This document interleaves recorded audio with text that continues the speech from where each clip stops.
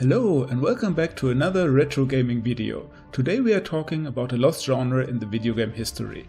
In the late 90s, this new genre emerged that combined the adrenaline rush of action games with the strategic gameplay of real-time strategy games. These games were called Action RTS or RTS FPS hybrids, and they provided a unique and thrilling gaming experience for players. The perception of the Action RTS genre was initially mixed. Some gamers found the combination of action and strategy to be confusing or overwhelming, while others were excited about the new possibilities that the genre presented. Game reviewers were also divided in their opinions of the genre. Some praised the innovation of excitement of games like Battlezone and Uprising, while others criticized the game for not fully delivering on either the action or strategy aspects. So let's see what these games had to offer. During the late 90s, the RTS boom slowly came to an end.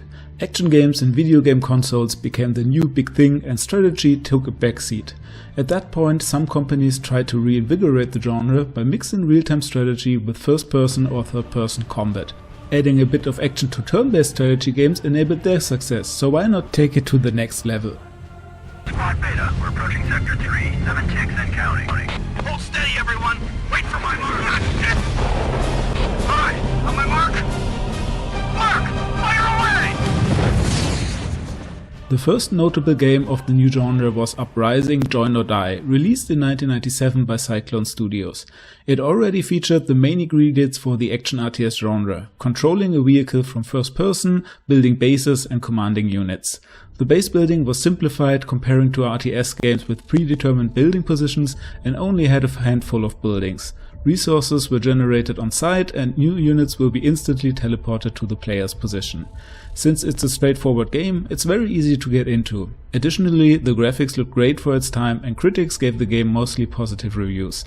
Its success also led to a sequel later named Uprising Lead and Destroy. However, by that time the formula had grown a bit stale and the reception and success of the sequel could not reach that of its predecessor.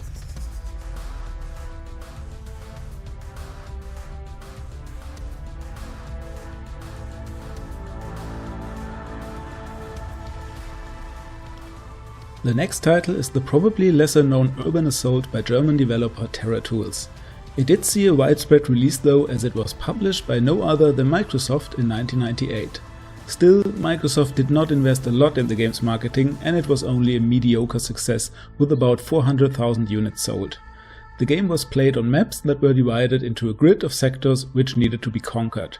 There were special sectors like power stations that gave you energy, the game's main resource, or beam gates where you could teleport your units to. It also featured a destructible environment, which I personally still remember very fondly. I just loved to blow up buildings as a kid. Controlling units on the map and conquering sectors make this game lean more towards strategy, as your personal impact controlling a vehicle is not that important. There's still an active community for the game and you can even download a source port called OpenUA. The game scored lower than Uprising but still favorable. The majority of complaints regarded an overly complex interface and a lack of variety for the missions.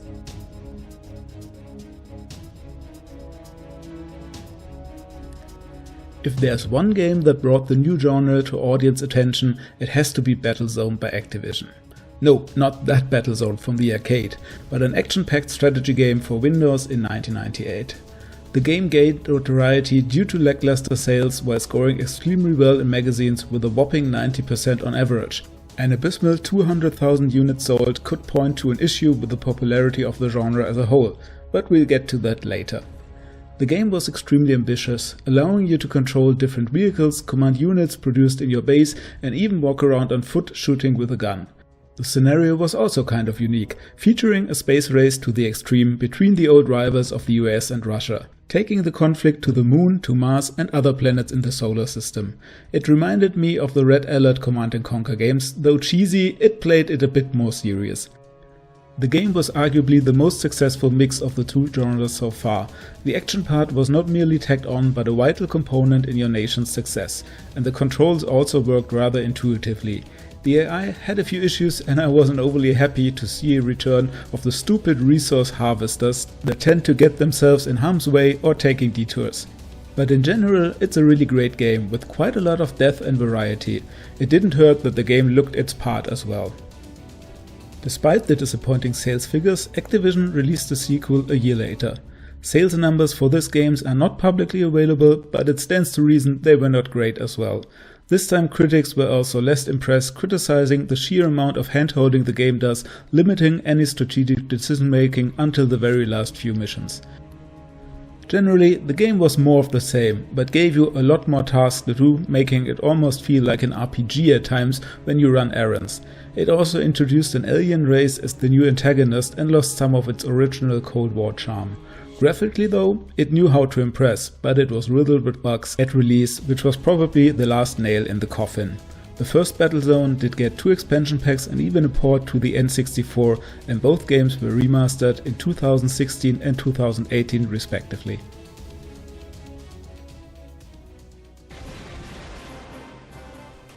The last action RTS game of that era was Hostile Waters Antaeus Uprising, released in 2001. This time you either play from a third-person perspective or give commands on a strategic map while the game is paused. The game features a lot of customization for your units, but you only command a handful at a time. You can jump into any unit and take over control, from resource harvesters to attack helicopters. You can also build transport helicopters that can bring items to your base carrier to unlock new technologies. The reception of the game was pretty good, scoring 80% on Metacritic, and Rock Paper Shotgun calling it the best game you've never played. Even though I don't have any sales figures for it, the game has the reputation of a hidden gem, which probably means that it wasn't very successful at the time. It's the only game from the list I had not played back then, but I did enjoy it quite a bit trying it for the first time for this video. What I personally found very impressive about the game were the extensive in-game cutscenes. I'm just a sucker for early 3D cutscenes, I just think they look amazing. Running on a newer version of DirectX, it's also easier to get running on Windows 10, and it's available on GOG for just €2.30. So what's the legacy of the action RTS genre, if there is any? I think quite a few people have fond memories of playing these games. They are much more unique and thus much more memorable than your run-of-the-mill first-person shooter from that era. The genre did not catch on, and I had a hard time finding any recent releases for it, but maybe it was not a good idea to mix these genres in the first place. Even though the games did their best to fuse the two play and control styles together, they always felt a bit disjointed and had overcomplicated controls to remedy that fact. It was a great novelty and definitely an experiment worth pursuing, but in the end it just was not enough for a mainstream success and became a relic of a past. But a very cool relic, if you ask me. I hope you enjoyed the video, and if you did so, please give it a like and consider subscribing for more retro gaming goodness. And what do you think? Should developers give the genre another try, or are some ideas better to be left behind? And did you play any of these games, or did I miss some? With that, thanks for watching and see ya! No one dared suggest that it brought the change with it, of course. But suddenly, we all looked at each other and saw not where we all came from, but where we were all going. And we decided to all go there together. This is what we're fighting for. This is what the old rulers don't want us to have. A world gone sane.